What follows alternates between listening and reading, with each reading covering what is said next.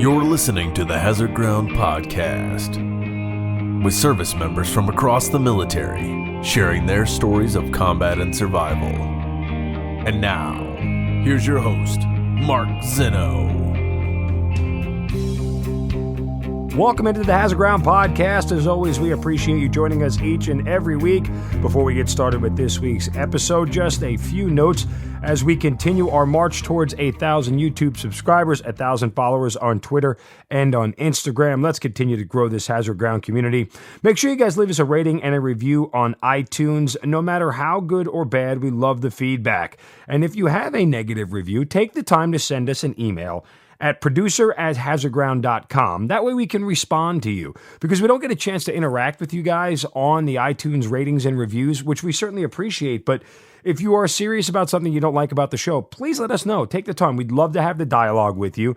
It's okay if you disagree, if you don't like the way I do certain things as a host, or you don't like the guests, or you don't like anything. We're willing to have a conversation and try and make this podcast, this show better, because we want it to be about you guys. Not only is it about the stories that we're telling and the individuals tell them, but it's about the audience and about the Hazard Ground community that truly makes this podcast so valuable to so many people. So again, producer@hazardground.com is a great way to interact with us as well. Keep the guest suggestions coming. Don't forget about our promotion with Amazon. Make sure you go to our website, hazardground.com. You can click on the Amazon tab at the bottom of the homepage or under the sponsors tab. Do your normal Amazon shopping. We'll get a percentage of what you spend, and then we'll donate it right back to some of the great charities that you've heard featured here on the Hazard Ground Podcast. So again, please keep the ratings and reviews coming. Keep the comments coming. Be an active member of this Hazard Ground community. And now let's get on to an amazing episode with an incredible guest this week on the show. And joining us this week on the podcast is currently a W01 in the United States Army, who is a former enlisted, currently still a Green Beret. He had 5 total deployments overseas to the Middle East. He had 3 different sets of injuries. Get this, folks. He was hit with shrapnel, he was shot in the face, and also shot in the leg, which ultimately led to the amputation of that leg. And he is currently the only Green Beret to return to combat operations with an above-the-knee amputation. He is Nick Lavery, joining us on the Hazard Ground Podcast. Nick, welcome, man. Thanks for being here. Hey, Mark. Good to talk to you, man. I appreciate the time. Well, your accent gave you away as a Bostonian, so we also want to congratulate you for being in the UMass Lowell Sports Hall of Fame. That's where you got your start as a football player, correct? I'd say I got my start as a football player when I was 6 years old, but that's absolutely where I ended my career, was at Lowell, correct? All right, so after college and everything else, how did you get into the military? So I started taking a look at the military from a really early age. I was interested in it as a kid, growing up either in the woods or in the streets, you know, playing soldier, playing commando. I caught the bug a little bit more later on in life, early in high school, probably my freshman, sophomore year. I started considering it. Actually, I wanted to be a Marine. You know, back in the day, the Marine Corps commercials, this guy climbing a mountain, I remember it. Sword, yeah. He takes down a dragon or whatever. Like that guy's the ultimate badass. Like, I needed to be that guy. Met with the Marine Corps recruiter my sophomore year of high school, and he was like, "Yeah, man, graduate high school and come back and we'll be good to go." So that was kind of my path. It wasn't until about my junior year, and then more so into my senior year of high school, I started getting looked at to play football. And that's ultimately what led me to go to college instead of enlisting right out of high school.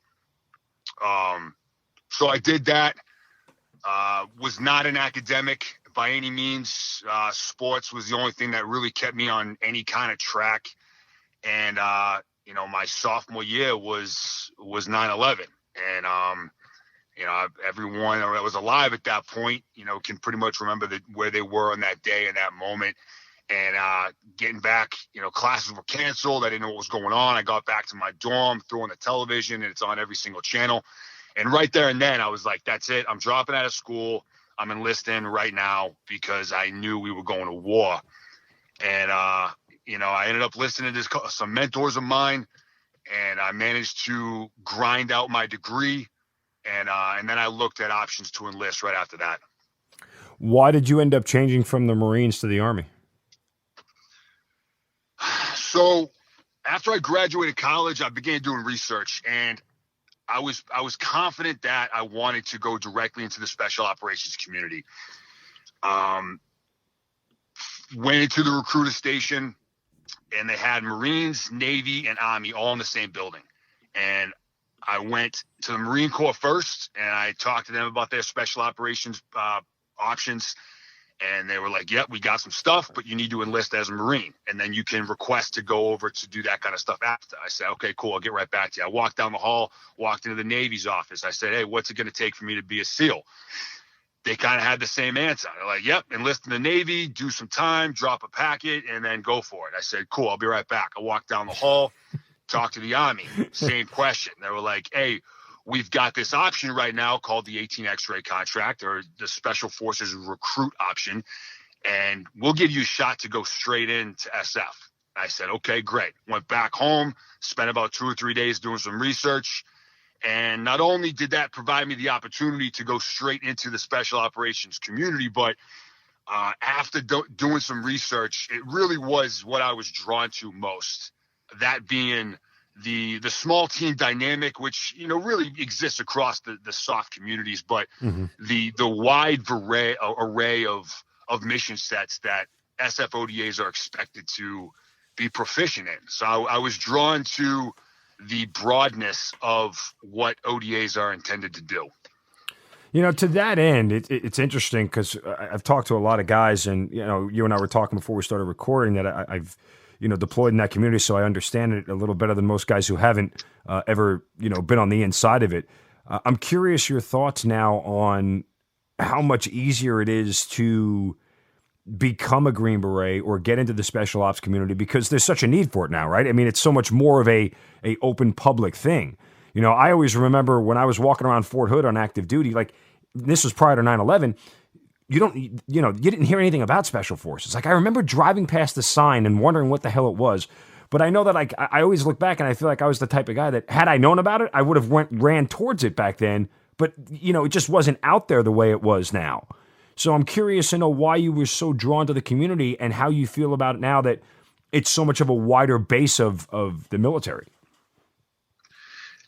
Yeah, so growing up an athlete, playing athletics at the collegiate level, I was much more brawn over brain back then. And I was confident, humbly speaking, that my athletic and physical abilities could be best suited in a special operations capacity. Got it.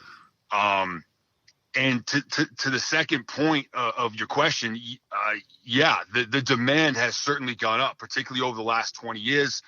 We've been focused predominantly on the CT fight, and the special operations community is charged with dealing with counterterrorism.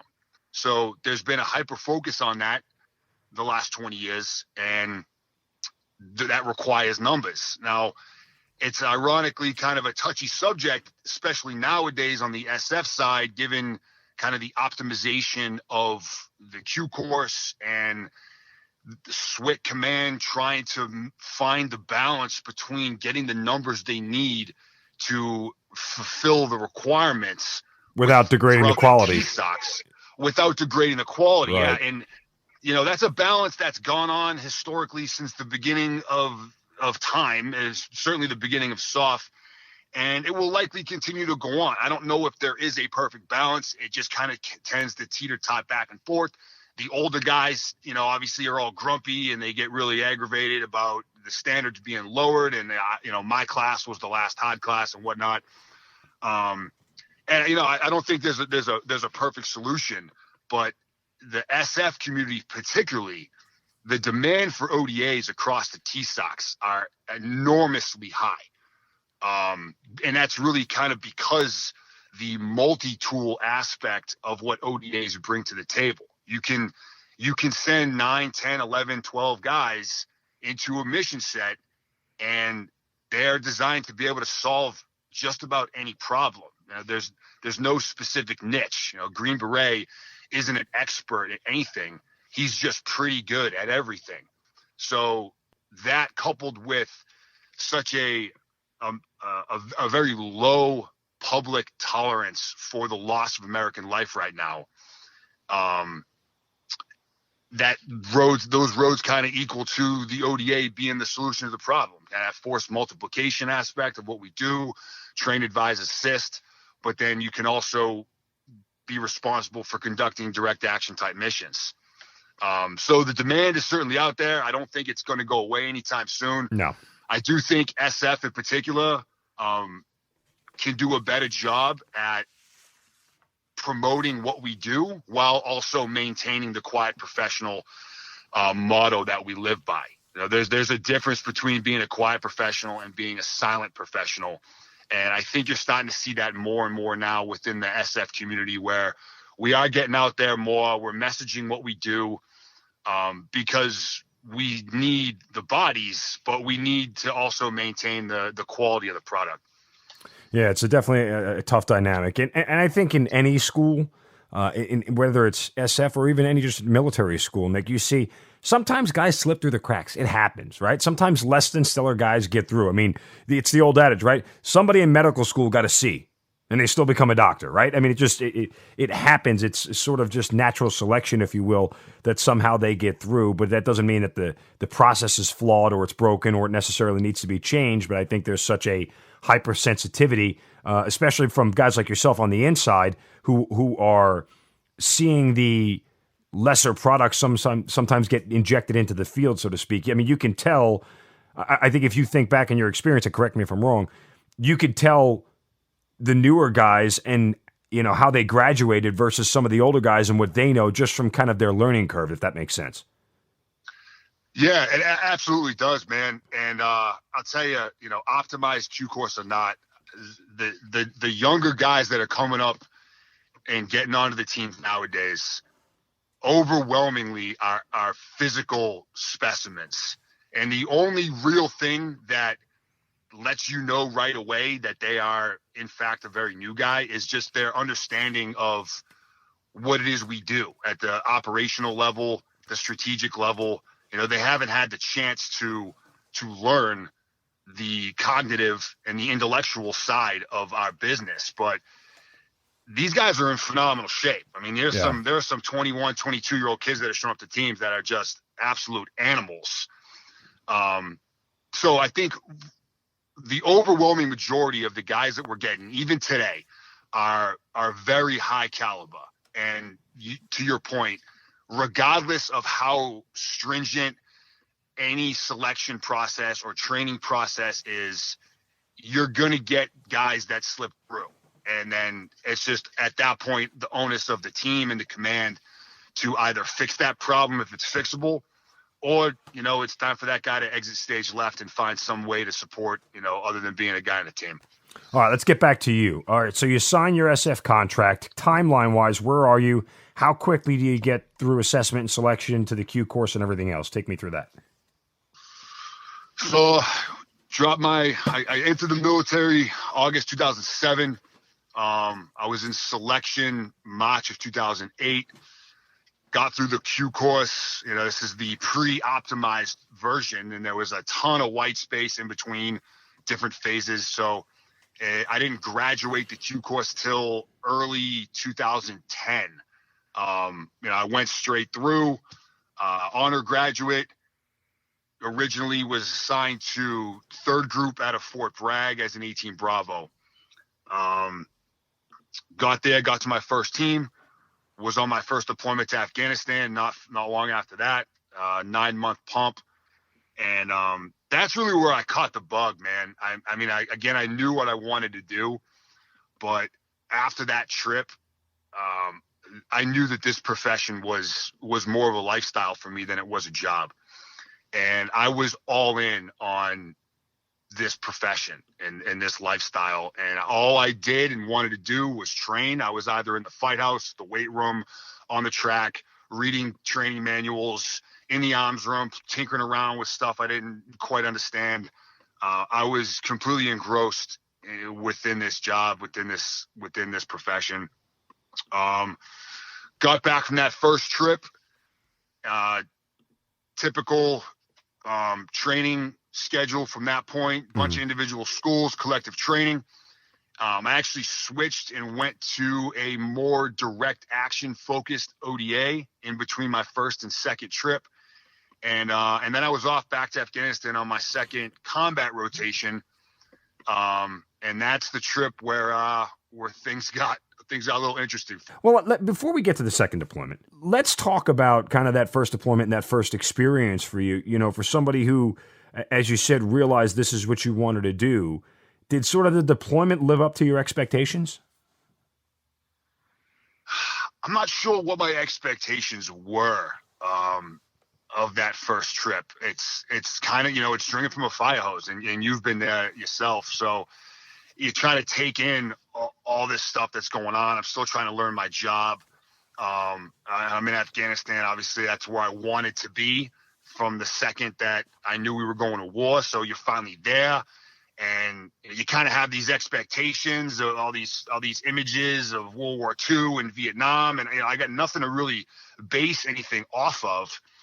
And so it's not like storming the beaches of Normandy, right? Right. But once you get settled and start running operations and whatnot, and then that just becomes normal. And even things as exciting as, you know, getting into ticks and whatnot just kind of becomes routine, part of conducting business, right? So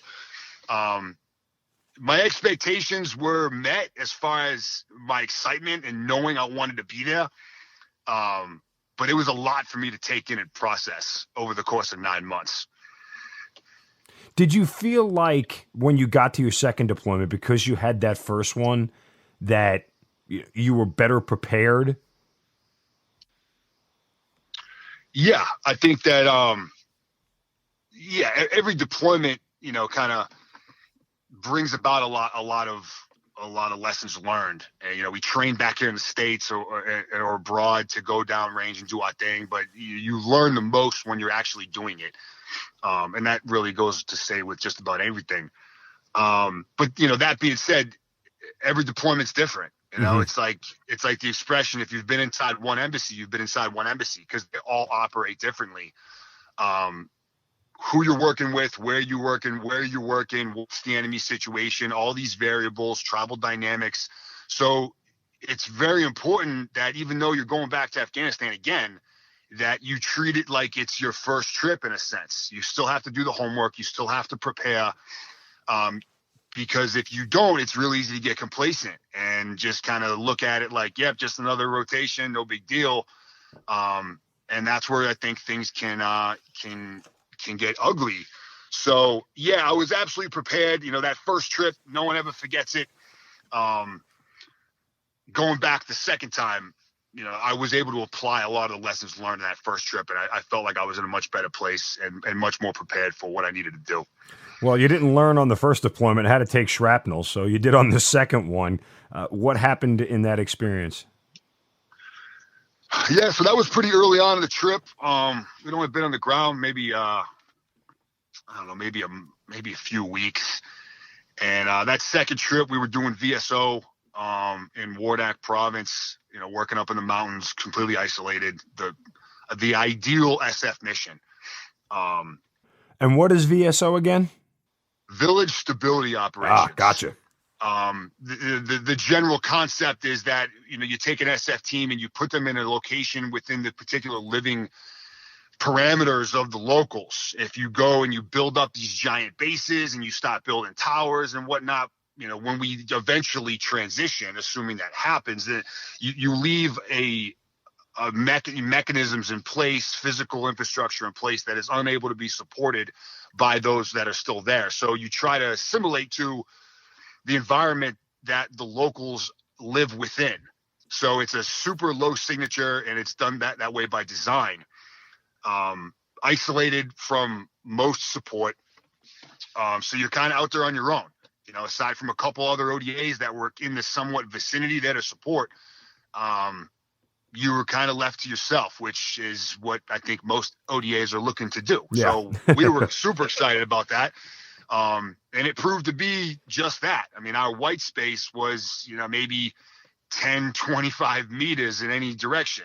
The first time we went out to go do a ALP after the local police checkpoint.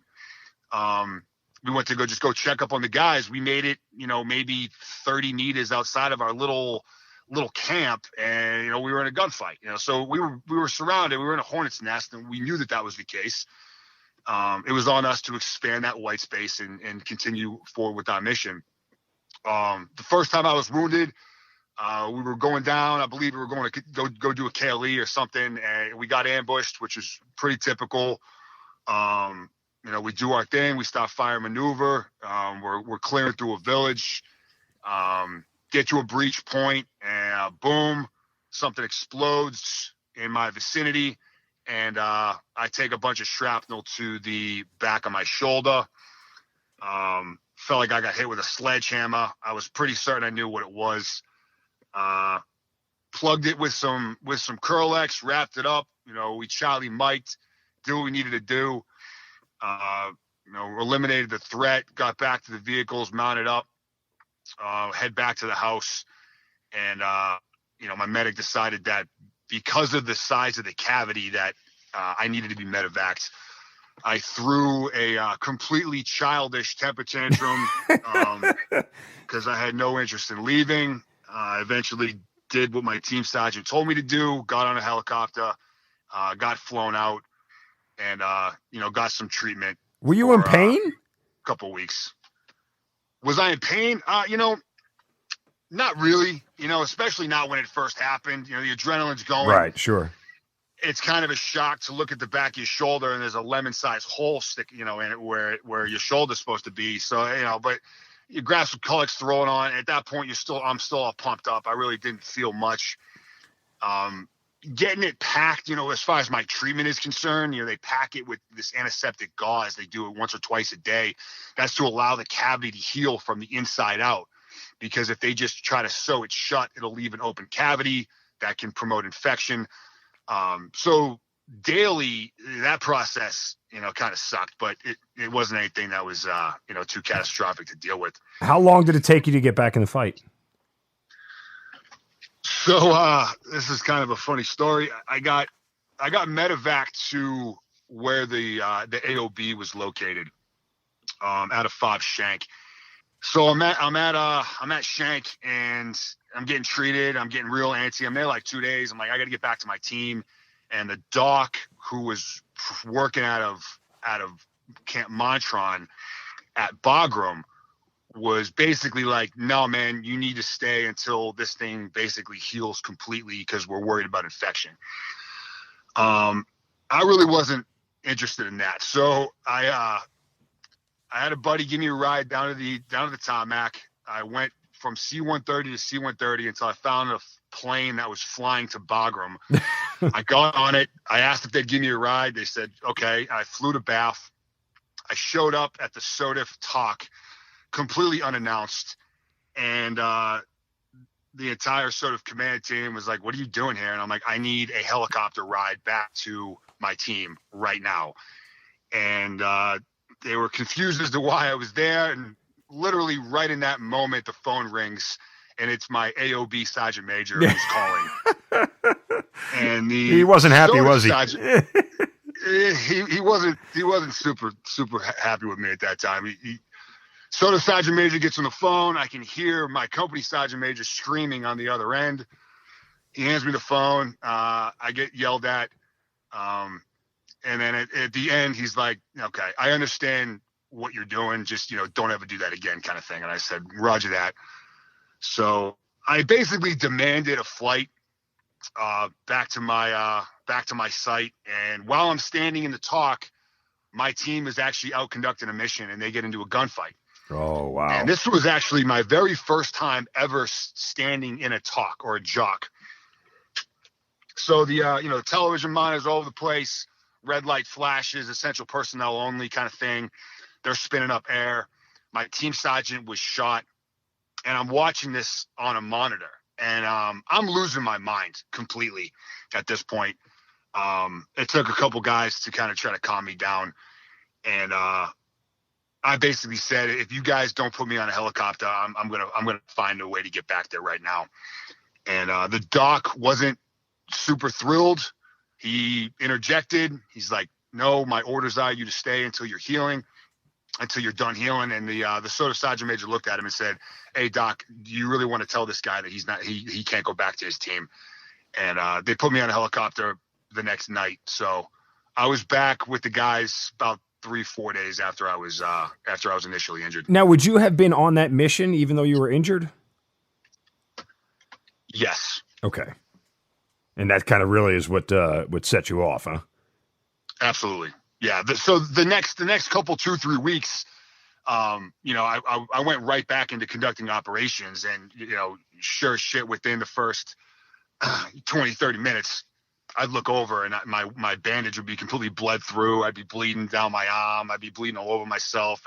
Neither myself, my medic would kind of patch it back up whenever we had a chance to take a break. But that was just kind of standard for the next, month, until my wound closed up enough to, stop bleeding all over myself. How big is the scar there? Right now, it's probably about the size of like a small tomato. Oh, really? Okay. Yeah. I was just curious. By the way, I love it when the version of Special Forces guys getting in trouble is, all right, just don't do that again. Like that's like, it always amazes me. When I hear guys who really get in trouble in the SF community, it's like, you really got to mess up, like hardcore.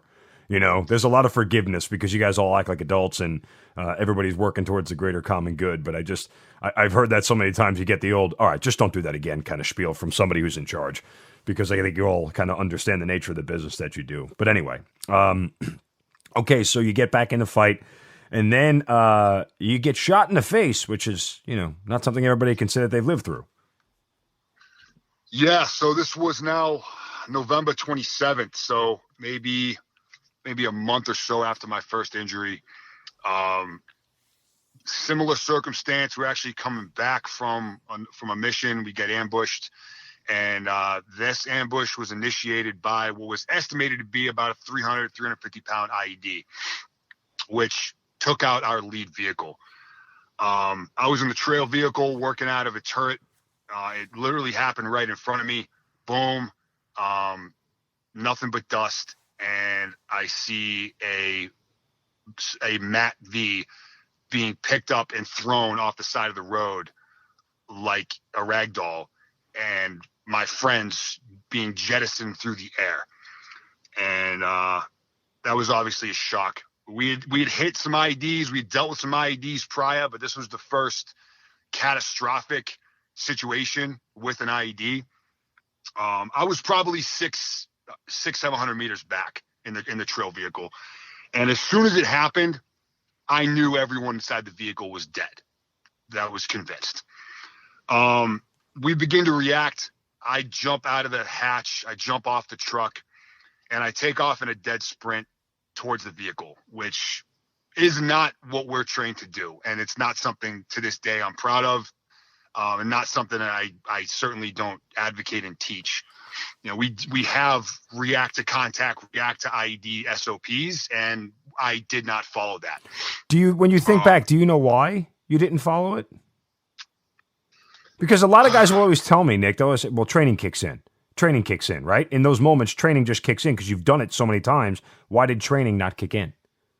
Yeah, that's a great question. And, I'd say 9 times out of 10, that is the answer. It's just you follow muscle memory and repetition, and that's what training does. It breeds repetition and it breeds reaction.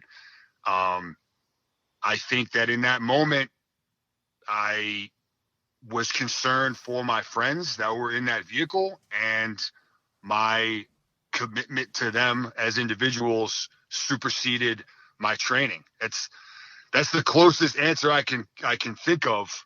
And this kind of similar circumstance will come up again here in a second as we progress. And I think just my love of my teammates took over what my body was doing.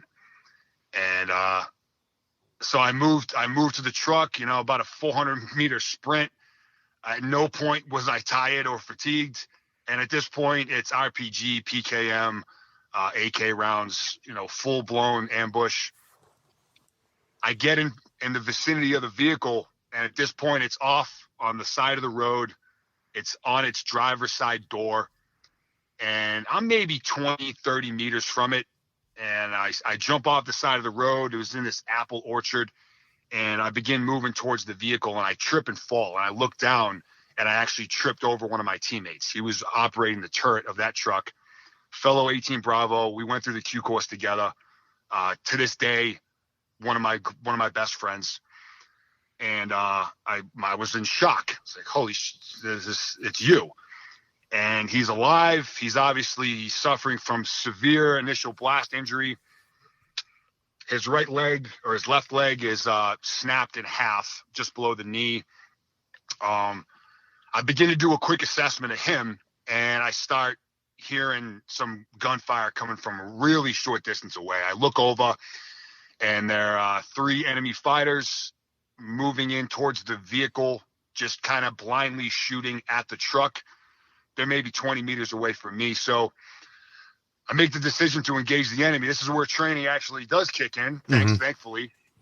That said, still a difficult thing to do. You know, one of your brothers is laying there asking you for help, and you have to leave him. That's an image that will never leave my mind. But I do. I eliminate 2 out of the 3 targets. The third one takes off running. I begin maneuvering towards him, returning fire. He's shooting at me, or in my direction, over the back of his shoulder while running away, or kind of running almost at an angle. And I'm continuing to maneuver, and all of a sudden I'm looking up at the sky. It was like someone hit me in the face with a baseball bat. And my initial thought was I had run into a tree branch, because I'm kind of maneuvering through this apple orchard. I had no idea what actually hit me. I just knew I was looking up at the sky. So I pop up, and I'm like, okay, I'm fine. I go to continue on doing what I'm doing. I happen to glance over, and now the MAT-V that hit the IED is on fire. So at this point, I still don't know if anyone's in the vehicle. I'm not sure the status of any of my buddies. I decide I need to check the inside of the truck. So I move to the truck. Again, it's on its driver's side door. Thankfully, the passenger side door, which is facing the sky at this point, had been blown off the hinges, because that was the only entry point that I could see. It was basically just a pile of metal at this point that's now on fire from the back of the truck moving towards the cab. So I climb up the side of the truck. I look in, and I only see one person, and it's our detachment commander. And he's wedged down now where the driver's seat would be. And I look in, truck's on fire. Some of the rounds from the inside of the truck start cooking off. So it's like looking inside of a popcorn bag in the microwave, you know. We're still taking semi-accurate PKM fire, RPGs sporadically. It's an ugly situation. And I'm standing up there, and I pretty much accepted the fact that both myself and my team leader were going to die, that we're not making it out of this one. It was just too ugly of a scenario. That said, I wedge myself into the truck.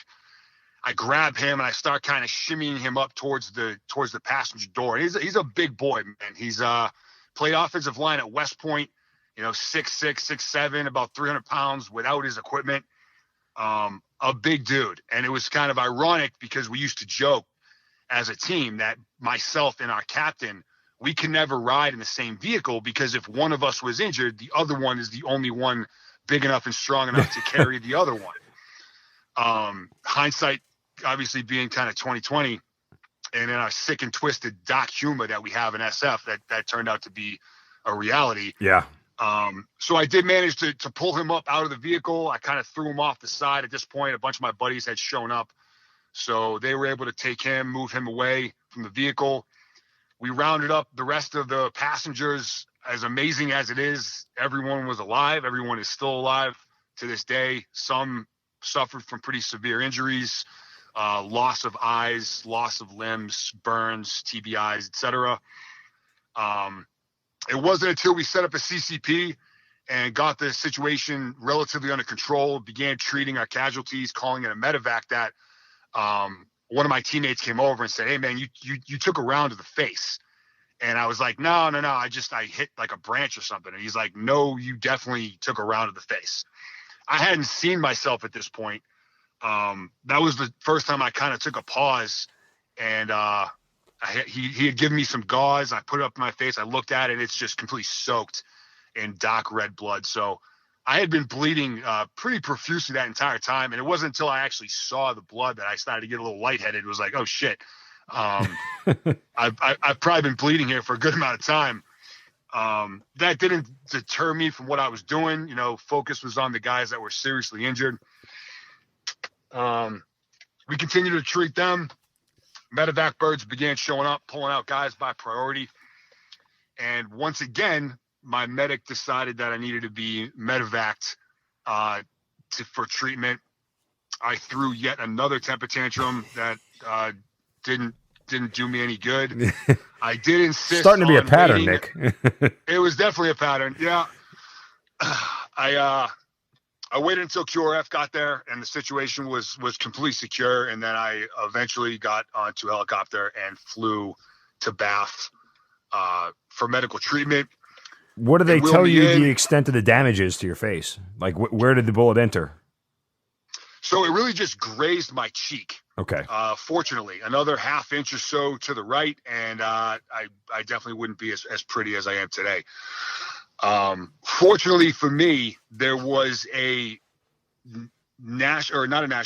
Army reservist doc that was working at a Bagram who, in his civilian job, is a plastic surgeon. Oh, wow. So he's the guy that I'm talking to, and I'm still completely fired up and aggravated and angry, and adrenaline's pumping. And he's like, all right, man, I'm going to give you some pain meds, give you some local, get this thing taken care of. And I'm like, nope, no pain meds. I need to be coherent to be there for my guys that are really injured. He's like, I can give you some local, man, but the only way I can fix this is I have to cauterize the artery because it clipped one in your face. So basically I have to go in there with a little mini welder and weld it back together. He's like, it's really going to hurt. I'm like, well, then let's just go, just do it. So he's like, all right. So he gives me a little local, a little lidocaine, sticks a welder inside my face, puts it back together. It's weird to smell your own face burning. That's something I also probably won't ever forget. Wrap that up. And then, then I was just there spending some time with the guys that were banged up while they were covered. Nick, stop. Just hold on a second. You're not going to gloss over the fact that you took no painkillers and he cauterized your face. I mean, this experience, man. I mean, were you screaming? Were you just gritting your teeth? Did you bite down on a stick? What happens here? Well, it actually began with the medevac guys wanted to give me a fentanyl lollipop. They're like, here, take one of these. And I'm like, is this good? I'm like, is this fentanyl? He's like, oh yeah. He's like, you're going to feel real good in about 2 minutes. I'm like, nope, I don't want it. He's like, no, man, really, like you can take this and it's fine. I'm like, get away from me.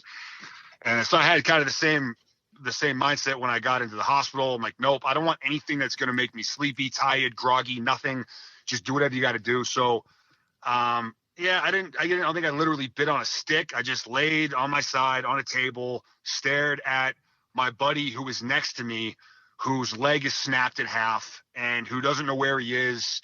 He's dealing with internal injuries from the IED, and staring at him, who's 10 feet away from me being treated, made what I was dealing with literally nothing. So that was how I got through it. It took maybe 10, 15 minutes, not a big deal. My focus was on those guys, get this over with so I can be bedside to my brothers who are actually injured. In retrospect, do you wish you had taken the painkillers? No, I'd do it the exact same way right now. Now, your buddy who had his leg mangled that you were mentioning that you had to leave to go take care of the enemy who was there, you said it bothered you that you left him.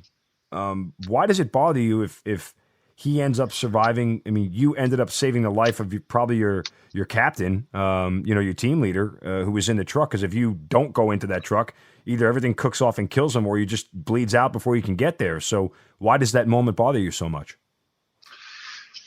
Mark, I can't say that it bothers me. Hindsight, of course, being 2020, I made the right call. Yeah. I will, however, never forget the feeling of looking into the eyes of one of your boys who you love, right, who is staring at you literally gasping for air and begging for your help to have to leave that individual. I'd do the exact same thing tomorrow if I needed to. It was the right call to make, but just in that exact moment, that 2-second moment of your boy saying, help me, and you saying, I got to go. It's something I just won't forget. You know, it doesn't bother me, but I won't forget having to make that choice. No, I mean, listen, when you tell it, it tugs at my heartstrings, man. Like my heart breaks for you. Like I can empathize with that moment, you know, in having to make a split-second decision. And thankfully, again, as you said, it was the right one. I understand better why that moment sticks with you. But he ended up surviving, obviously, and you still talk to him to this day, I assume, right? Absolutely, yeah. Well, yeah. Hey, listen, I mean, God takes care of those who take care of others. So to that end, I think you did exactly what you were supposed to. And obviously, you know, your wounds being what they were, how quickly did you recover? That was a pretty quick turnaround. I was at Bath for, maybe 3-4 days. They sewed it together. And we were on a slight pause, stand down operationally, given the amount of guys that we just got that had just been banged up. Yeah. So I was still in an immediate rush to get back there, but it wasn't quite as urgent as it was the first time, given that I was standing there watching my guys in a gunfight the first time I was injured. This time I knew the guys were just kind of going through recovery process and refit. That said, I need to get back there right away. And based on the way I handled the first time I was medevaced, you set the precedent. Yeah, man. No one was going to even really try to keep me there any longer than I needed to be. So it was maybe 3, 4, maybe 5 days, and then I was back with the guys. What's the scar on your face look like? Dude, that plastic surgeon doc, man, he's very talented. There is a scar, but it's a really small one. You know, it's maybe 2 inches. It just kind of goes across my cheek. It's no big deal. Chicks dig scars, I suppose, right? That is the same. Yes. Okay, so you survived those two. At any point in time, do you feel like, because you're going to go back for another deployment, correct? Do you feel like your number's going to get called? Because I remember that feeling all the time. Like, you know, I was charged with, you know, training, and we did foreign internal defense. So I helped stand up an Iraqi support battalion, and a lot of our missions were going to get supplies from point A to point B, and I have thousands of miles on the streets of Baghdad and Iraq, and there were mornings I would wake up where we were doing a run to go get something, where I would just feel like, damn, today's the day. Like, how many more times can you roll the dice and come close without your number actually being called? Did that feeling ever pop in your head? No, man, it really hasn't. And, we kind of joke about it, again, kind of that twisted doc humor that we have where, it's like, hey, man, when the rounds start cracking, you don't want to be anywhere near Nick because I'm like a bullet magnet. It's not something I think about. I do my thing the same way I think I would be doing it if I had never been injured. But I had the mindset then that I have now where when I step out the door, especially on a kinetic type mission, I'm prepared to die. And I'm fine with that. It's kind of, come back with your shield around it. That's part of my lifestyle. And I think that's similar for most guys, particularly in this community, to be able to put yourself in that place. And if this is the way I'm going to go, this is the way I want to go. No, sure. And I think that coming to grips with your own mortality is something that those of us who have been in combat are all charged with, right? Like, you understand the concept of mortality a lot better than most people do because you're forced to think about it more routinely. So that much I understand. I just, as you called yourself a bullet magnet, it's like, how many more times can you do this and still sort of get lucky? Yeah, hopefully I don't find that out. Yeah, the Purple Heart is one that, although obviously comes with a lot of honor, and rightfully so, is not the one that we strive for, right? The enemy marksmanship badge. Yeah. So I've got plenty of those, and I would be absolutely fine with not having to get any more. All right. Well, the third one was the one that ultimately led to the amputation of your leg, and this was in 2013. So what happened? So, yeah, we're on the back end of the same deployment. We maybe have 2-3 weeks left before we rip out, and we're getting ready for, I'll use the word routine mission. And at this point, we're running operations, training and conducting ops with several entities of the Afghan security apparatus. We're working with conventional A&A. We've got an A&A SF team with us. We're working with the Afghan National Police. We're working with the Afghan local police. We got a hodgepodge of guys. So it makes it really difficult to keep track of who's who when these guys are swapping in and out every single mission.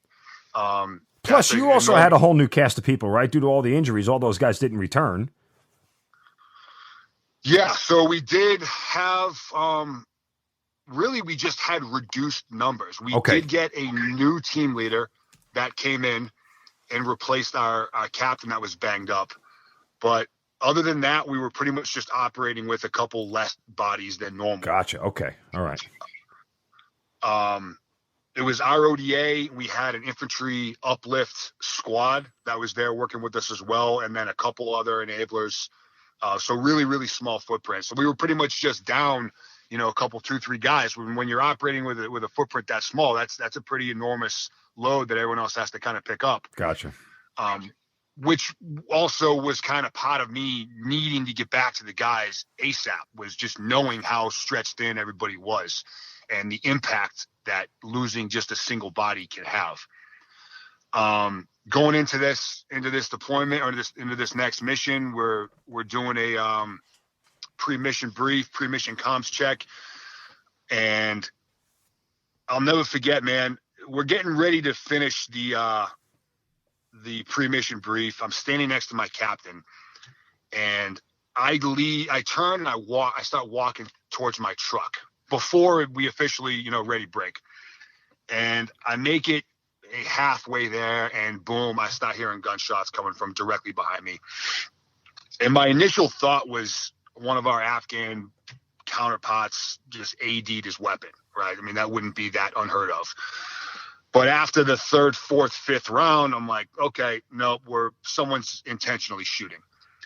And I hit the ground, I snap my head around, and one of the Afghan police officers had jumped up on the back of a Ford Ranger that had a truck-mounted PKM, and he was opening fire into the crew, into all of us. So at this point, seconds feel like minutes. Everything's happening in an extreme slow motion manner. And again, my training tells me to move to cover, eliminate the threat. And once again, I don't do that.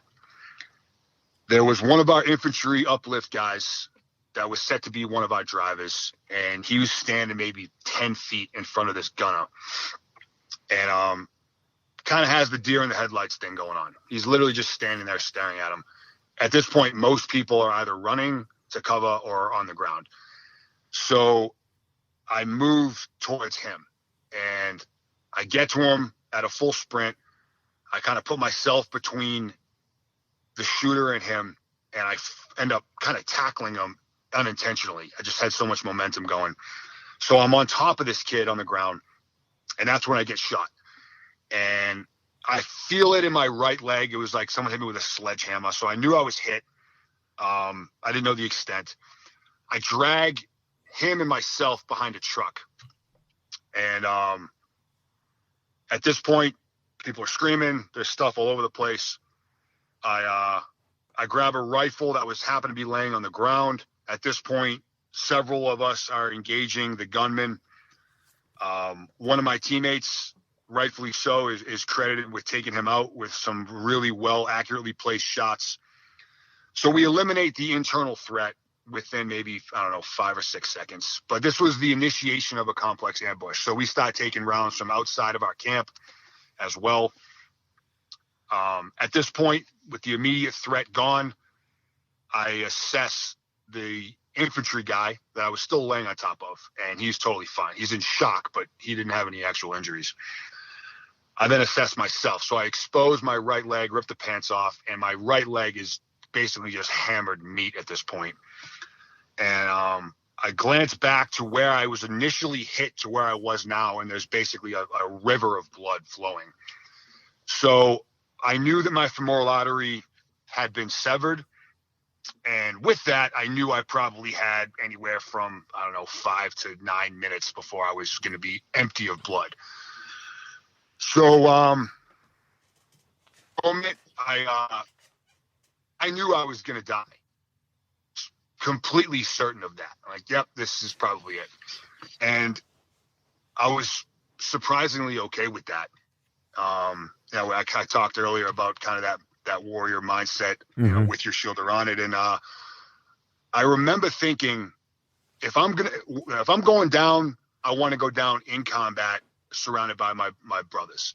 But I also remember being extremely frustrated that this was the particular way I was going down. Yeah, I wanted to ask you about that because, after everything that happened to you outside the wire, to have it be internal like that, where it's not actually combat, it's got to be infuriating. Yeah, very, very frustrating. I just kept thinking, man, I taught you how to use that gun. Right. You just shot me with it, So it was a combination of frustration based on that, but then also being content with it as well. That said, training eventually kicked in at this point, and I began treating myself. So I grab a tourniquet, I slap it on as tight as I can. I noticed that I'm still bleeding. At this point, one of my teammates got to me, saw the injury. He slapped on a second tourniquet. At that point, I pretty much told him and then anyone else that got to me to render me some medical attention to get away from me. Like, I'm not making it through this. Go spend your time working on the guys that need help, that you can actually help. Just looking around, there are bodies all over the ground. So we suffered 11 U.S. casualties that day and about 20 Afghan casualties, all in that same moment. How many KIA, just out of curiosity? 2. Okay. So our brand new team leader, Captain Andrew Peterson Keel, he was killed, and our infantry squad leader, Staff Sergeant Rex Shad, he was killed.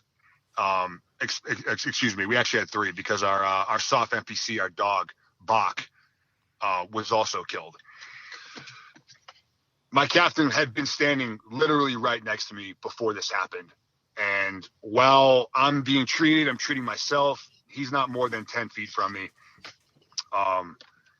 So I didn't want anyone to work on me. Well, Nick, let me ask you one question. I'm sorry to interrupt you, but I just want to, for the listener, remember, you had decided to break rank early before the end of the brief to walk away.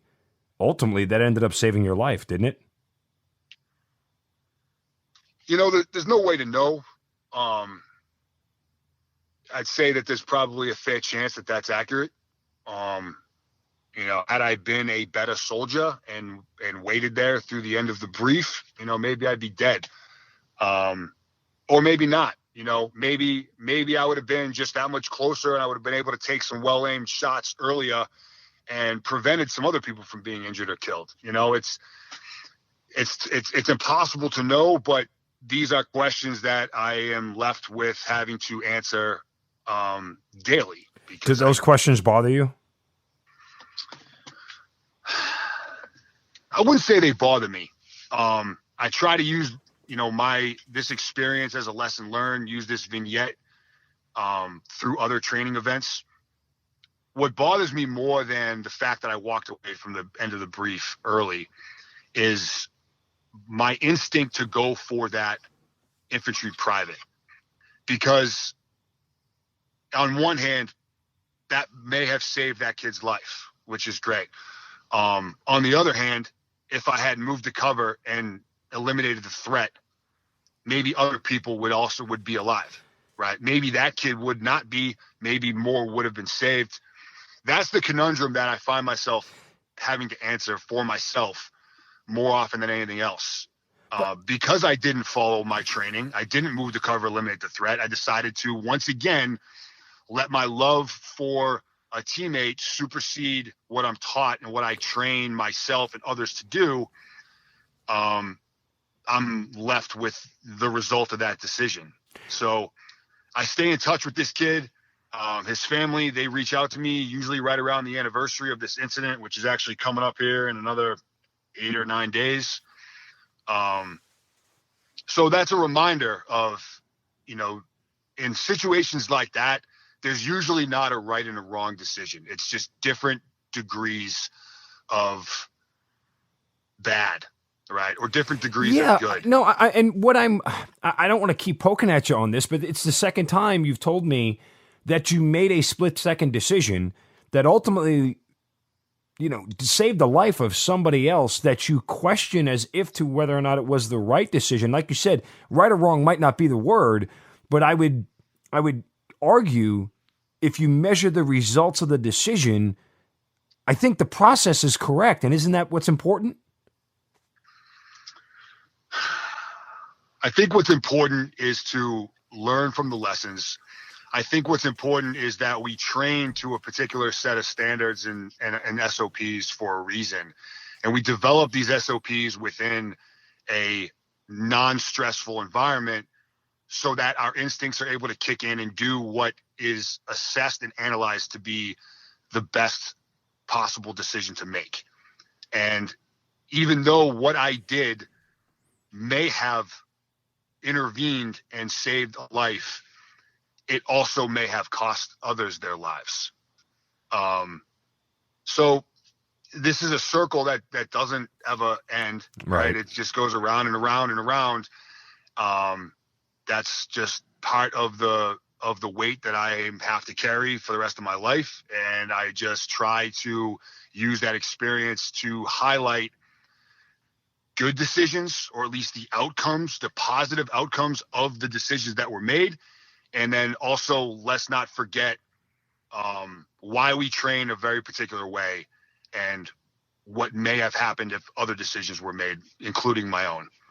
Well, I'll end this part of the discussion on this note. And again, objective outsider here, Nick, that seems like a very robotic, trained answer, which I understand and I get. And I would counter with the human answer is, in short, your decisions that ultimately impacted the lives of everyone around you, for whatever the result is, aren't measured in whether they're right or wrong. They're measured in the value of who you are and you doing what you thought was right in that moment. And to that end, I mean, I feel bad that you sort of carry around this burden. And I don't know if feel bad is the right word. It makes me want to reach out to you, and sort of reassure you that what you did was good and it was valid and it was the right thing. And I hate keep using the word right because I know it doesn't resonate with you the way it's supposed to. But I just want you to know, soldier to soldier, that from the standpoint of when I hear the story objectively, I would never question your integrity, motives, decision making, even if the outcome was different. I trust your process if there's any value in that. I appreciate that, Mark. All right, let's get back to you because you were bleeding and you were refusing medical aid at that point. What's happening next? So I'm still bleeding, and I'm kind of in desperation mode. So I grabbed some combat gauze, which kind of, for those that don't know, have kind of a tacky adhesive aspect to it. And I loosen up one of my tourniquets. I ball up this combat gauze. I ram it into the hunk of meat and bone that was once my leg. And I'm trying to feel around for the femoral artery that's actually severed, which at this point, I really can't feel much. My fine motor skills are completely gone. All the blood is shunting inward to my organs to try to keep me alive. So I'm kind of working with these like meat mittens at this point. So I really don't feel much. I don't have much dexterity. I feel like I'm close to it. I'm kind of all the way up into my groin at this point, kind of through where my quad was or is. And I think I feel something. I kind of just go all in. I ram down as hard as I can. I re-tighten the tourniquet on top of it, twist it as tight as I can, and then I actually pass out. maybe, I don't know, 4 or 5 seconds. I come to, and I'm pretty certain at this point that my work here is done. I don't think there was much left for me to do to treat myself. So I kind of just drug myself in the direction of a couple of my other teammates that were laying in my vicinity, and just tried to comfort them. Their injuries weren't as life-threatening as mine, but they were obviously in a lot of pain. So my focus was just on them. And hey, man, I made peace with God and myself, and I was ready to go. And I wanted the last moments on this earth being for them, and to give them as much relief as I could. So what happens next? I mean, do you pass back out and wake up in a hospital somewhere? So unfortunately, because of the ongoing ambush, the first medevac bird couldn't land for somewhere between 60 and 90 minutes from the initial contact. So I'm on the ground quite a while, and I'm fading it out of consciousness the entire time. Eventually, I am on a helicopter. And was anybody trying to give you aid at that point, or are you just laying there and everybody else is responding to the chaos? What do you remember about those moments fading in and out? Yeah, so at some point, once the treatment got to a point where the guys could come back and reassess me, someone did give me an IV, so I wasn't just left to die. You know, the guys, despite me telling them to get away from me, they didn't. And so yeah, they kept checking up on me, checking up on my tourniquets. They gave me some fluids. They did their triage, got us in the right categories, prepared for medevac. I end up on a bird. They fly me back to FOB Shank again, and that was basically based on proximity. So the flight to Shank, where the AOB was located, was a slightly shorter flight time than it was to get me to Bagram. So they went with speed versus level of care, right? Because at Shank, there was an FST located there, a forward surgical team, as opposed to a Role 1 hospital at Bagram. This comes into play here because the first bird had myself and a couple other guys on it. The second one came in right behind it. And that FST was pretty much maxed out as far as their capabilities. So then they began sending the remaining birds straight to Bath. So at Shank, they get me off the bird onto a table. I obviously need blood bad. They give me a blood transfusion, and as it would have it, they gave me a transfusion with the wrong blood type. Oh my God. Yeah. And I'm often asked, you know, are you angry about that? How did that happen? Like, how is that possible? And first off, I have no ill will towards any of the docs or medical staff that were there, right? There was not malicious, and those guys intervened and did whatever they could to save my life. And I'm grateful for that. Through the chaos, they basically mixed up my last name with my team sergeant's last name. We have similar last names, and they pumped me full of his blood type, which is not mine. Oh, God. So, as you would imagine, my entire body shuts down, right? Liver, kidneys, everything's just completely deteriorating, and they don't know what's wrong. So they throw me back on a helicopter, and they send me to Bagram. And they tell the staff at Bagram, just be prepared to receive the body. Like, there is no way this dude is surviving this flight. And it was maybe a 5-7 minute flight. And as they would have it, they would be kind of right, because I coded a couple times on the bird. They get me there. I'm in and out of, I don't know, death, I guess, maybe. And they get me into surgery. While I was on the flight, the staff at Shank realized what they had done. So they flush me. They start pumping me full of my actual blood type, get me to surgery. They take off my right leg below the knee, just trying to minimize the amount of damage that my body is trying to recover from. I was face to face with death, and you know, as stubborn as I am, I think that just wasn't ready to go quite yet. So I end up at Bagram for 5 or 6 days. And before I'm stable enough to fly me out, they fly me to Germany. I'm at Germany one night. They take off more of my leg right up to my knee. Again, just trying to minimize the amount of damage my body's trying to recover from, as well as minimize how much infection that my body's trying to deal with. Having laid on the ground in Afghanistan with a completely ripped apart leg for 60, 90 minutes, it's a pretty dirty country. There's bacteria everywhere. So infection had set in and was running rampant through my leg. I'm at Germany one night. Next day, they fly me to Walter Reed. I get into the intensive care unit, and now, are you awake for any of this, or is this all secondhand information for you? I'm in and out of consciousness. I've got glimpses of memories of my time at Bagram, my time at Germany, my flight to Walter Reed.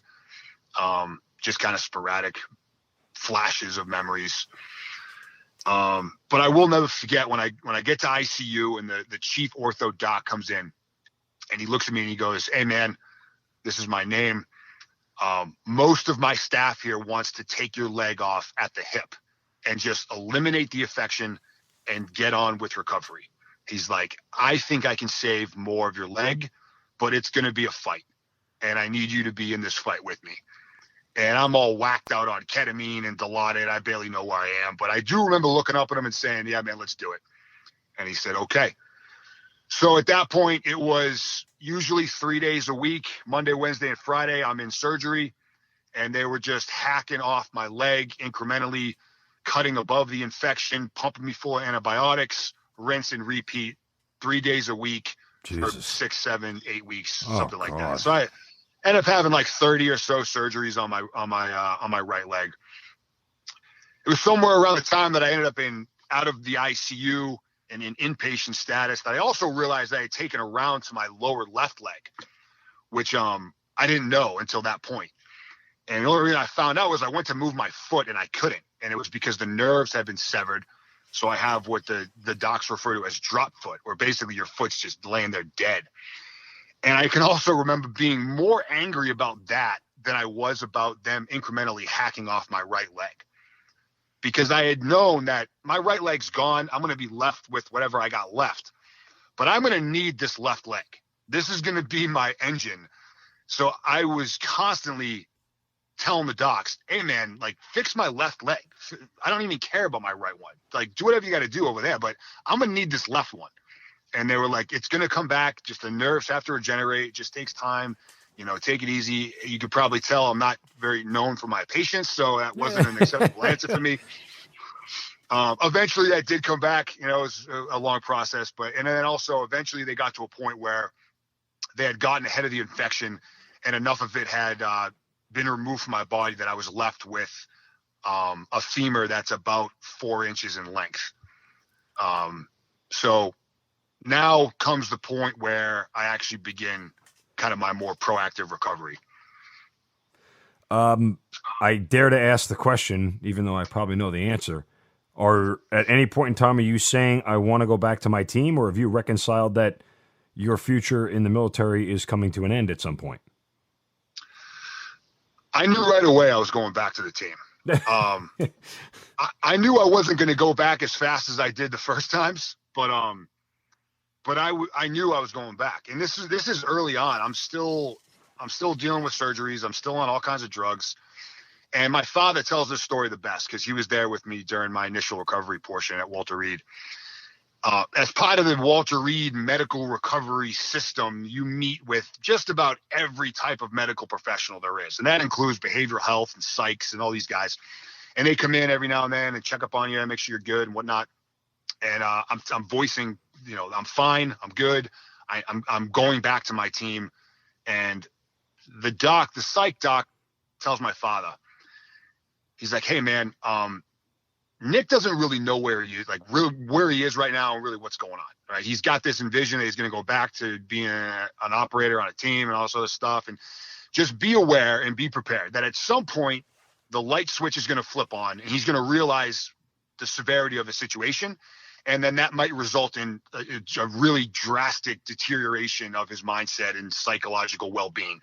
So they were just trying to prep my father for this somewhat inevitable dive into a really dark place. And my father just looked at the doc and said, "Hey doc, I hear what you're saying. I appreciate it, but he knows where he is and what's going on. This is just kind of who he is.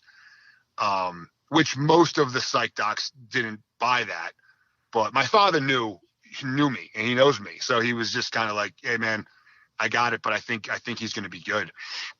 So to answer your question, yeah, man, I had that mindset extremely early on. I didn't know how I was going to do it.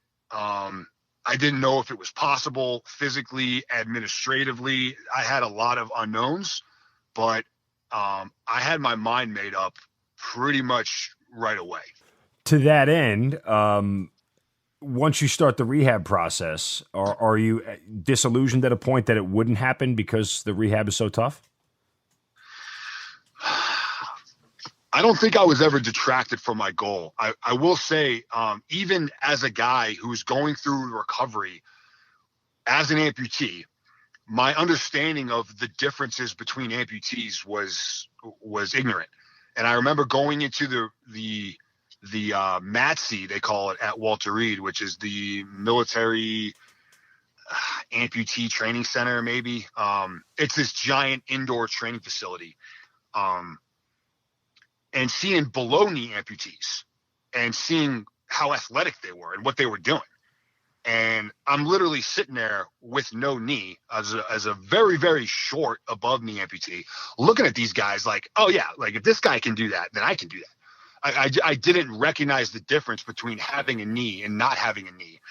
And I tell people this often, it's really not the loss of the limb, it's the loss of the joint that makes the difference. Yeah.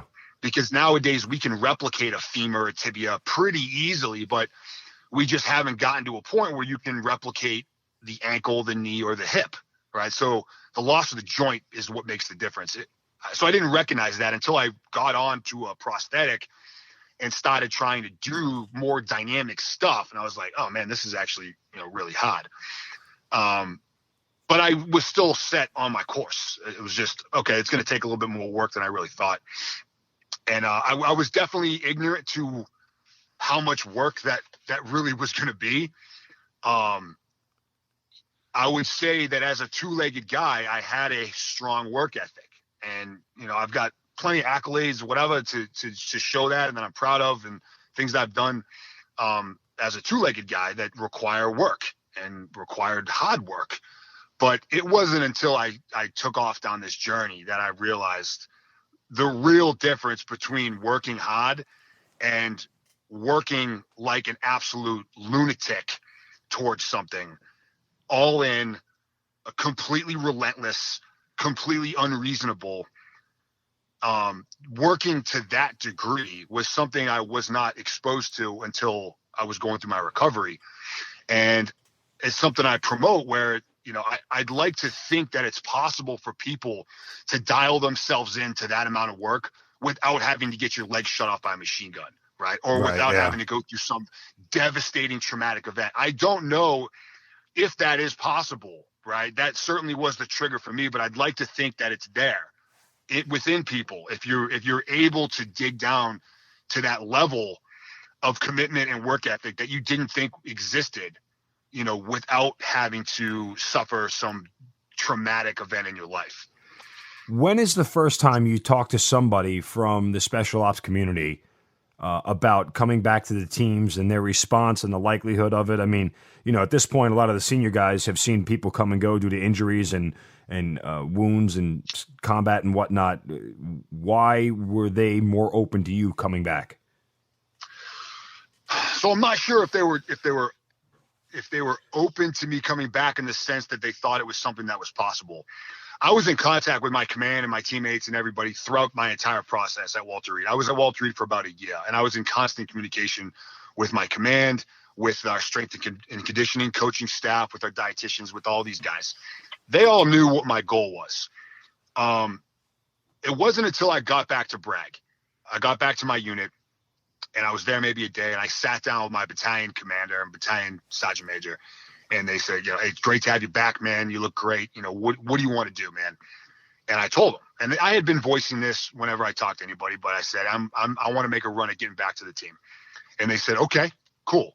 Are you ready to try to do that right now? And I was like, absolutely not. I'm still really early on in my recovery. So I need a job.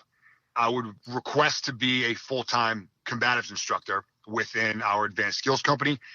I grew up doing combat sports. I trained and competed in jiu-jitsu and boxing. It was a great fit for me to be active, and I needed to work.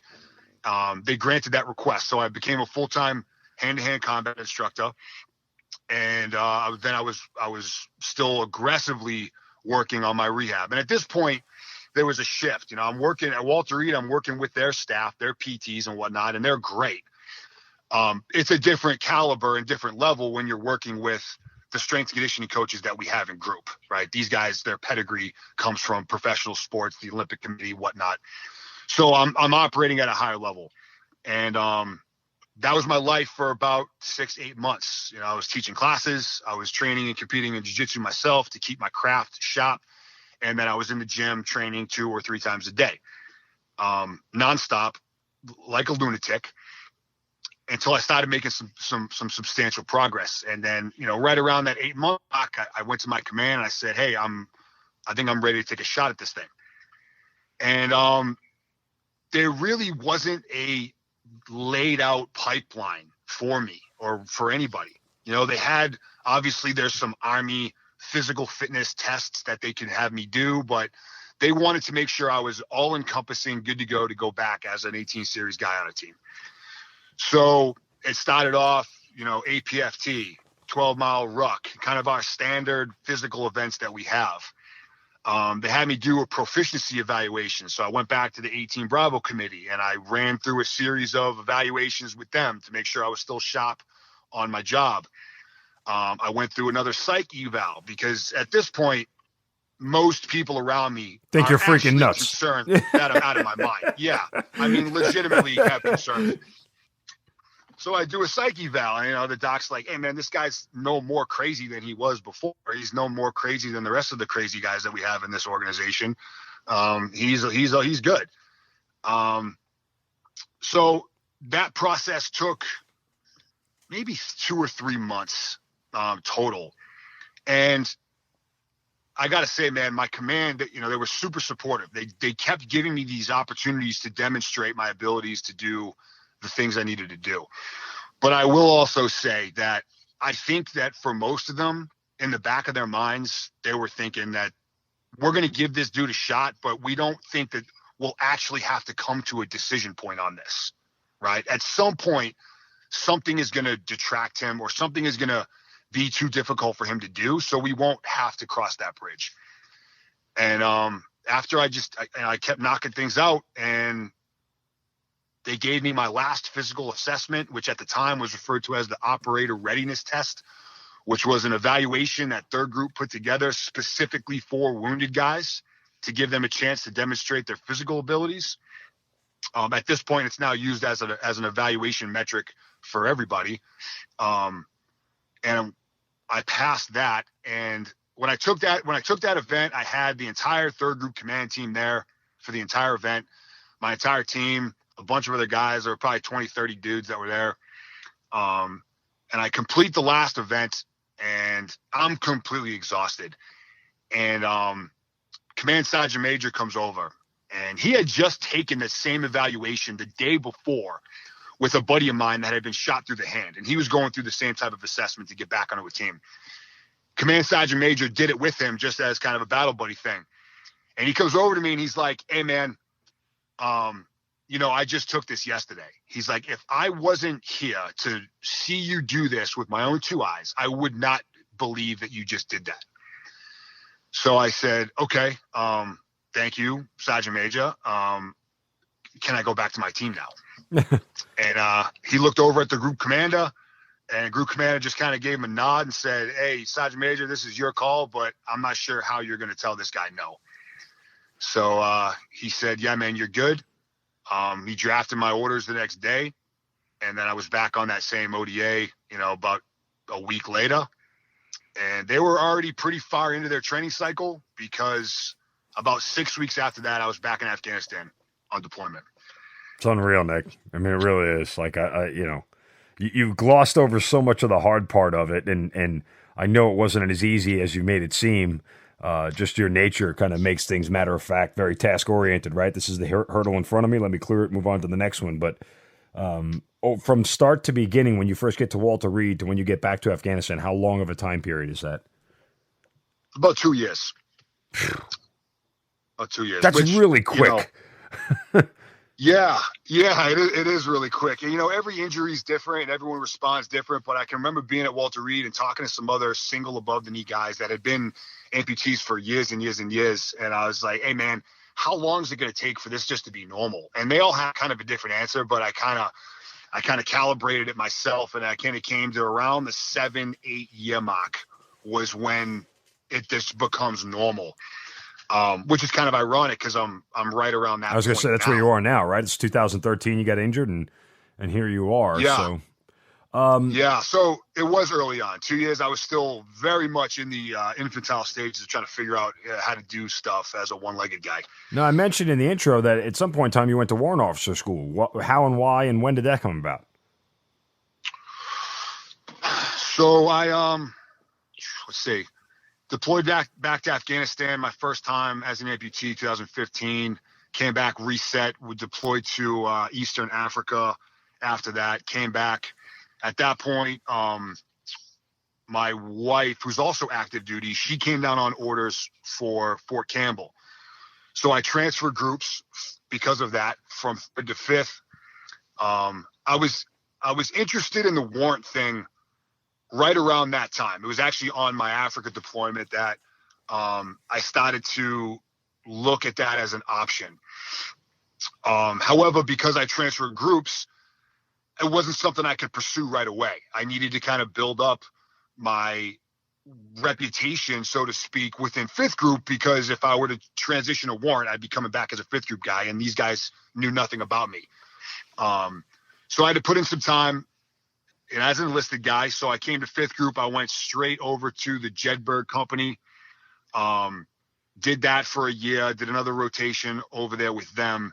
And when I got back from that, I decided that, I felt like I had been around 5th group long enough for me to at least submit a request to go warrant, which I did. And, that caught a lot of attention. There wasn't an amputee that had attempted to go warrant as an SF guy before. So, anytime you're the first to do something, it tends to catch attention.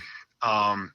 And you're doing anything unprecedented potentially increases some risk. So decision makers have to evaluate that, which they did, decided they're going to give me a shot. So I went to the warrant course in January of 19.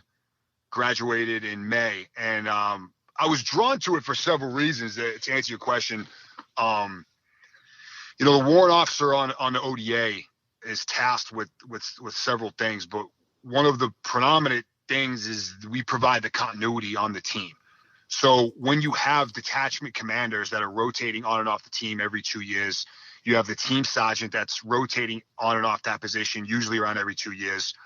The warrant is there. And he's there. He's expected to be on that same team for 5 or 6 years. So while the guy that's in charge, the captain, and the guy that actually runs the team sergeant, while those guys are coming and going, the warrant is there to keep the train moving forward. And the warrant's there looking long-term, managing long-term training, long-term personnel moves, etc. And to be a decent or good warrant, you have to have experience, and you have to have the ability to step up and voice your opinion when you see something that you don't agree with, but then also be able to do it in a way that's receptive. And the NCO Corps, it's kind of a cliche, but it's the backbone of what we do. Like, those are the guys that make stuff happen. That said, decisions are typically made by officers. So I wanted to be in a position where I was still one of the boys. I was still operational, still on a team, but also be in a position where I could potentially positively influence change. You mentioned that you got married along the way. When did this happen? How did you meet your wife? I'm just curious, between all this that was going on. Did you know her before your injury? So I did. Yeah. We knew each other before I was injured. We trained at the same MMA gym. We worked together every now and then. And she was actually deployed to Afghanistan the same time I was. Oh, okay. So she had a front row seat to all of my injuries. She was in the hospital there when they were expecting to just receive the body. We weren't dating per se at that point, but we knew each other. And, we stayed in contact. And through my recovery, she was there for me and whatnot. And, that developed into us, kind of becoming a thing. And it was, she's an impressive person, to be able to be there in the early stages, the very beginning stages of a relationship. And I'm at my absolute lowest point. That she became a huge source of strength for me. And, still is to this day. So, well, when she found out you were freaking nuts and still stayed around, that should have been a good sign for you. Yeah, she's just as crazy as I am. Oh, well, so we good. line up. Yeah, it works out well. We balance each other out. Exactly. At some point between all the insanity, there is some sense of normalcy. That's good stuff. So you're still on active duty now. What's the future for you as a above-the-knee amputee that's in the special ops community? I mean, I know you're not going to gear it down at any point in time, but do you know where the end is for you? I tell myself that I want to stay on the team and I want to stay operational as long as possible. And I think that's the goal for most of us. But the real answer is I'm going to stay on the team, stay operational for as long as the guys want me to be there. I'm not derelict to the fact that I have a limitation to deal with. It's a word that I don't enjoy saying, but it's the reality of it. And I have to work twice as hard as the next guy every single day. It's like 18 Bravo math. I have half the legs. I have to work twice as hard. And I recognize the fact that I'm forcing my body to do things in ways that it wasn't intended to do. So I do think that clock may be ticking a little faster for me. But that being said, my training and my lifestyle is one of discipline, and it's a sophisticated program that has been developed over time with the help of a lot of really smart individuals. And that's what I consider to be a requirement. And, I'm asked a lot, man, you're training 2-3 times a day. You're constantly in the books, all this stuff. It's like, yeah, man, well, I can leave this lifestyle anytime I want. If I woke up tomorrow and said, I can't do it anymore, I can drop a medical retirement packet and be done. Right. So me being in this lifestyle is a choice that I have, but it's a choice that comes with some responsibility. And as long as I am here, that's what I have to do. So I love what I do. I couldn't imagine doing anything else. So I don't see myself getting out, before the 20-year mark. And then, at that point, I get to that 18, 19-year point. It's, it's obviously some decisions that need to be made, but I don't foresee myself getting out prior to that. And, I'm grateful for every day that I get to walk into this team room and work alongside these guys. It's truly a privilege. Nobody has the right to serve in the military. Nobody has the right to be on an ODA. It's one that you work towards, but then you have to work to stay every single day just as hot as you did to get there. And that's a privilege that we have. And that's just the way I view it. So I don't know, man, we'll see. I'm going to enjoy my time that I'm here. I'm going to positively impact the guys to my right and left as best as I can. And, we'll see what the future holds. You talked about some of the memories that stick with you, some of the things that, decisions that, still weigh on your mind. How are you mentally with everything? I know those things will never go away, but part of what we're charged to do, of those of us who have come back from combat, is to make sure that what's going on between our ears is still, the most serviceable part of our bodies, so to speak, because obviously the epidemic in our nation right now and our veterans and what's going on. So how do you kind of make peace with yourself on a daily basis with some of these things that have stuck with you? Yeah, man, such a great question. Really more to the broader sense. The negative stigma of having a mental or psychological issue is something that we are still very slow to get over. Yep. You know, and you're in a hyper type A personality environment. No, I'm good. Drive on. We're slowly getting to a point, I think, where it's okay to recognize that, man, I got an issue. I need some help. Right. And it's not going to affect my ego, my pride. And it's not going to detract me from my career. We're late to that game, but I feel like we're making progress towards it. It's also very difficult to remain objective on yourself. That's really tough to do. Yeah. So I lean on the guys around me. I lean on my teammates. I lean on my family. I have those difficult conversations with them. And it's usually at the end of a deployment. You know, when we get back and we're discussing stuff and we're refitting, I'll sit everybody down and I'll just be point blank. I need the no shit truth, right? Are you glad I was there, or was I a liability? Where are we at? Because I can't see it. And to this point, it's been nothing but we felt better with you being there than we would have been without you being there. So as long as I continue to have that feedback as far as my performance, then I know I'm in a good place. Because the last thing I'm going to accept for a day is to be a liability for the guys next to me. This isn't about me just wanting to do what I want to do because I want to do it. And, you know, that was kind of my initial mindset was very competitive and stubborn. Now, I am getting back to the team because nobody is going to determine my future but me, right? It was about me. And once I started making some progress, it was like, no, that's not going to cut it, man, because you got 9 or 10 other guys around you that have expectations of you. So it's about them. Do they want you there? Right? Are you an asset to them? And then that's when I had to really dig down deep and say, you know what, I may want this more than anything, but is it what's best for them? And there's no way I can know that until I started actually doing it. So I feel like I have a great support system around me that I'm able to be open and transparent with, and vice versa. I don't feel like I suffer from any traumatic type psychological or mental issues or overwhelming stress or trauma. Yeah, you know, I got a lot of memories that I think about at times, but what I focus on is how to use those experiences to help mitigate something bad happening in the future to somebody else.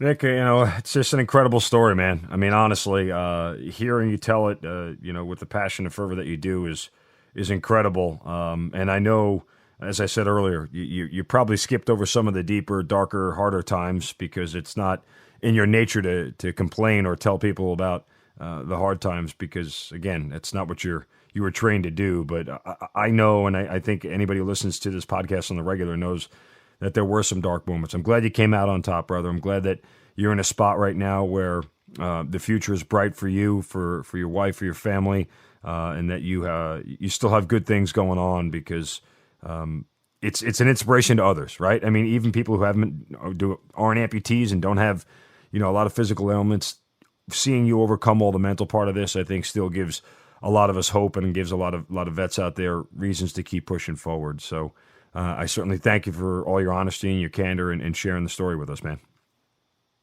Thanks, Mark. I appreciate your time. And just to wrap, man, you hit the mental and physical piece. And, you know, oftentimes through my recovery, it's assumed that the physical hurdles I had to get over was the most difficult. And, you know, that obviously was challenging, but the mental side of the game is what's critical, is being able to stay positive, but also stay productive, stay realistic, but keep yourself in that mindset that you can do this. There is a way to do it. And you're going to have to go through hell potentially to find out what that solution is, but it's there. And there's absolutely nothing wrong with reaching out for assistance for any issue that you have, right? No matter what that is. And I had a support team, and I still do around me, that I would not be where I am today without them. Incredible to hear, brother. Certainly, again, so happy for you. So happy that the blessings that are around you are still there every single day. And you keep fighting the fight, both from the physical standpoint and the mental standpoint, and keep leading the way, brother, because we need more guys like out there like you telling your story so that others can learn from it and know that there is a light at the end of the tunnel, man. So I know at your core, as a Bostonian and a Red Sox fan, as a New Yorker and a Yankees fan, I should probably dislike you, but I've certainly enjoyed getting this chance to know you, brother, and you're one of the finer Bostonians I've ever come across, man. Again, soldier to soldier, I love you, man. Certainly thank you for everything you've done for us. Right on, Mark. I appreciate the time. You've been listening to the Hazard Ground Podcast, hosted by Mark Zeno and produced by Matt Pasquarella. If you have an interesting story to tell and you'd like to be on the show, send us an email at hazardgroundpodcast@gmail.com. And if you like the show, don't forget to subscribe, rate, and review on iTunes. Thanks for listening. We'll see you next time.